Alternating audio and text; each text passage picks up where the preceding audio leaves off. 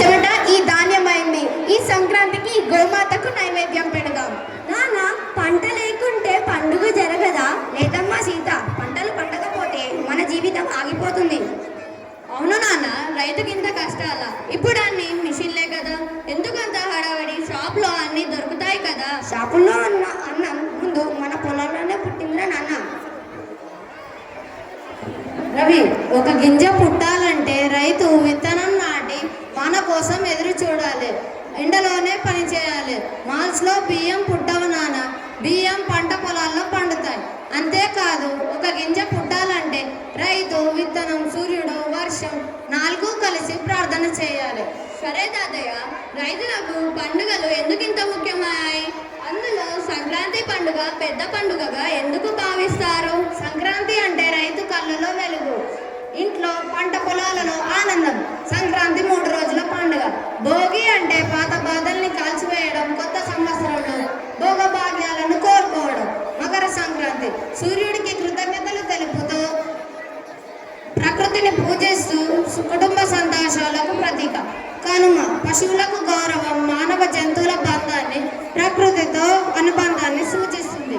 ఓహో, సంక్రాంతి అంటే ఇదన్నమాట. సరే తాతయ్య, పాటలు పాడుతూ ఇంటింటికి వచ్చేవారెవరు? నారాయణ హరిదాసులు. హరిదాసుల? మీరెవరు తాతయ్య? హరిదాసులు అంటే భక్తులు.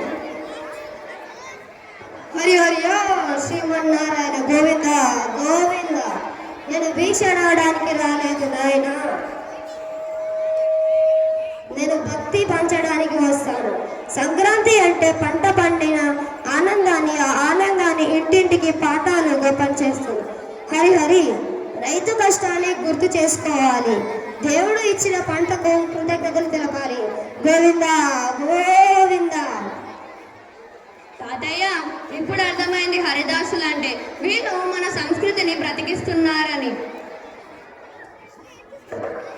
అమ్మా అమ్మా, ఈరోజు ఇన్ని పిండి వంటలా? పండుగ రోజున మొత్తం ఎన్ని రకాలు? చూడు సీత, పండుగ అంటేనే రకరకాల పిండి వంటలు. సంక్రాంతి సమయంలో కొత్తగా కోసిన వరి పంట ఇంటికి వస్తుంది. ఆ వరిని దంచి పిండి చేసి రకరకాల పిండి వంటలు చేస్తాము. సరే గాని ఇవి తీసుకువెళ్ళి ఆంటీ వాళ్ళకి ఇచ్చిరాపో. వాళ్ళు మనతో సరిగ్గా మాట్లాడరు కదా, వాళ్ళ ఇంటికి ఎలా వెళ్ళాలో అర్థం కావడం లేదు. చూడు సీత, సంక్రాంతి అంటేనే ఇరుగు పొరుగు వాళ్ళు కలిసిమెలిసి ఊరంతా సంతోషంగా జరుపుకునేది. కొత్త ఆలోచనలతో, ఐక్యమత్యంతో అందరూ కలిసి జరుపుకునేది. కాబట్టి వెళ్ళి ఇచ్చిరా. ఆంటీ ఆంటీ, మా అమ్మ మీకు ఇచ్చి రమ్మంది.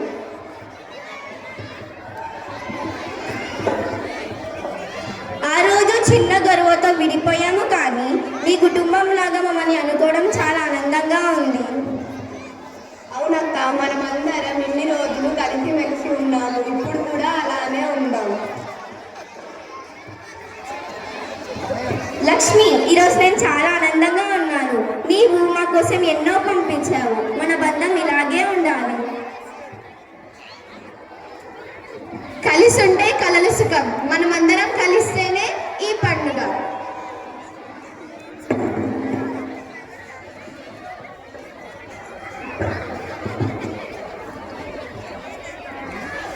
ఈరోజు పండగ ఎలా మొదలు పెట్టాలో నాకేం తోచడం లేదు. నేను కొత్త కార్యక్రమాలు ఎలా ఉంటాయో ఏమో. ఏం పల్లవి, అలా తిరుగుతున్నావు? ఏం జరుగుతుందా? ఈరోజు పండగ కదా, ఎలా మొదలు పెట్టాలో నాకు తెలియటం లేదు. నేనున్నది ఎందుకమ్మా? చెప్పడానికే కదా. ఇలారా. ఉదయం లేవంగానే స్నానాలు చేసి, ముంగిట్లో ముగ్గులు వేసి, గొబ్బెమ్మలు పెట్టి, ఇంటిని అలంకరించి, దేవుణ్ణి పూజించి, నైవేద్యాన్ని సమర్పించి, పిండి వంటలు చేసి, ఇరుగు పరుగులతో కలిసి మెలిసి పండుగ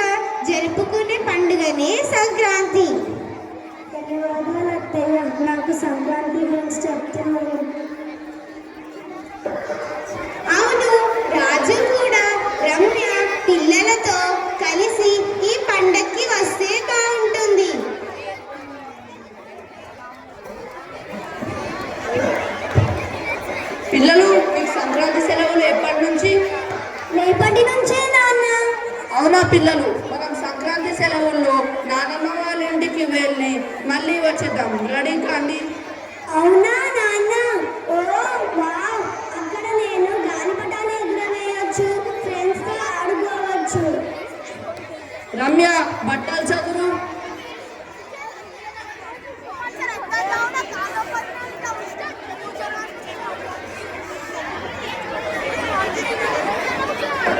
సరేనండి, ఇంతకీ ఎప్పుడు వెళ్తున్నాము? ఎప్పుడో ఏంటి, ఇప్పుడే ఈరోజే వెళ్తున్నాము. నేను ఆఫీస్ నుండి వచ్చేసరికి రెడీగా ఉండండి. సరేనండి. నాన్న, మరి అమ్మమ్మ వాళ్ళ ఇంటికి కూడా వెళ్దాం. అవునవును, నానమ్మ వాళ్ళ ఇంటి నుండి వచ్చేటప్పుడు అమ్మమ్మ వాళ్ళ ఇంటికి కూడా వెళ్ళి వద్దాం. పదండి. సరేనండి, ఇద్దరింటికి వెళ్దాము. మీ అమ్మ నాన్న, మా అమ్మ నాన్న ఎంతో సంతోషపడతారు. వచ్చారా? నేను మీకోసమే ఎదురు చూస్తున్నా.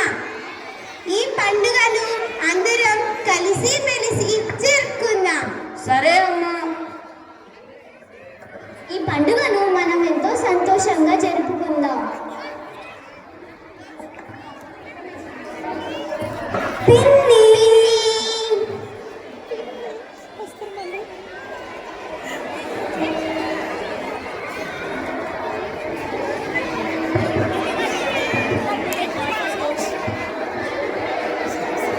తాతయ్య, పిండి వంటలలో బెల్లం, నువ్వులు ఎందుకు వేస్తారు?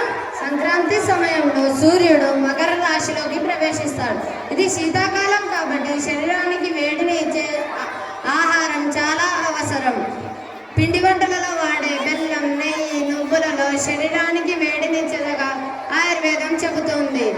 ఇందులో ఐరన్ ఎక్కువగా ఉండి రోగనిరోధక శక్తి పెంచుతుంది, ఆరోగ్యానికి చాలా మేలు కలిగిస్తుంది. తాతయ్య, మరి గాలిపటాలు ఎందుకు ఎగురవేస్తారు?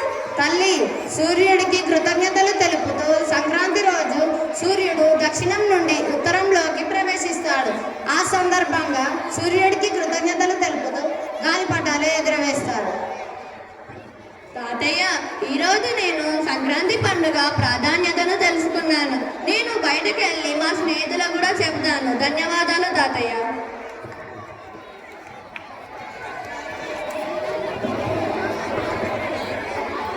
మేము గ్రామ పెద్దలం. రైతు ఏడిస్తే దేశం ఆకలితో ఉంటుంది, రైతు నవ్వితే దేశం పండుగ చేసుకుంటుంది. అవును అవును, ఇది చెప్పేది నిజమే. రైతు దేశానికి వెన్నుముక. ఇలా మా ఊర్లో సంక్రాంతి సంబరాలు మొదలయ్యాయి.